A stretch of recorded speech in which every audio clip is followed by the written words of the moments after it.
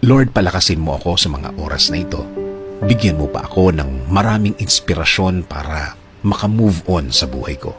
Ako ngayon, Lord, ay nakalubog sa isang problema na hindi ko lubos maisip kung bakit dumating sa aking buhay ito.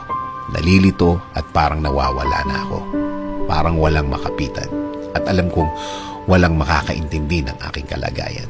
Bigyan niyo po ako, Panginoon, ng guidance para malaman ko kung ano ang dapat kong gawin at kung ano ang dapat isipin.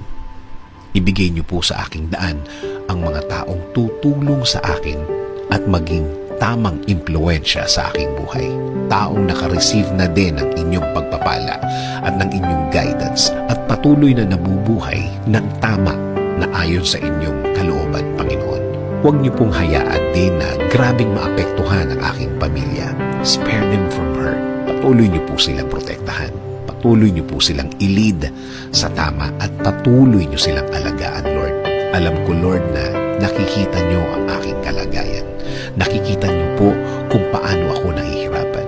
Huwag niyo po sanang hayaan na magtuloy-tuloy ang aking nararanasan, Panginoon. Kaya, Panginoon, patuloy niyong lagyan ng liwanag ang aking puso't isipan.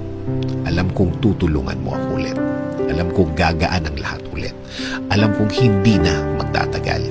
Darating na ang tulong niyo sa akin. Dasal ko, Lord, na patuloy mo akong bigyan ng lakas para sa araw-araw.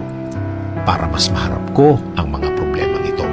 Bigyan mo ako ng talino para mas alam ko kung ano ang gagawin sa problemang ito.